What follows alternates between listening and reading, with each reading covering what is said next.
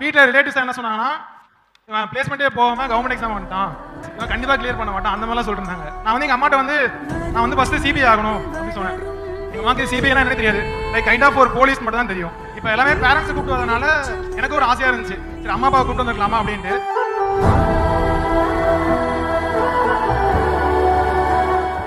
ஆனால் எனக்கு என்னன்னா, என்னோட ட்ரீம் போஸ்ட் எடுத்துட்டு வந்து அம்மா அப்பா கூப்பிட்டு வரலாம் அப்படிங்கிற மாதிரி இருந்துச்சு. கண்டிப்பாக நெக்ஸ்ட் டைம் வந்து ட்ரீம் போஸ்ட் எடுத்துட்டு அம்மா அப்பா கூப்பிட்டு வரலாம். போஸ்ட் என்ன? சிபிஐ. சிபிஐ. ஓகே, அடுத்த வருடம் சிபிஐ தேர்வை வெற்றி பெறணும் அப்படின்னு நம்ம எல்லாருடைய மனமார்ந்த வாழ்த்துக்கள். ஆனால் என் மேல் நம்பிக்கை வச்சு பரவாயில்ல நீ படி, செலவு நாங்கள் பார்த்துக்கிறோம், ரிலேட்டிவ்ஸ் என்ன சொன்னாலும் பரவாயில்ல படின்னு சொன்னாங்க.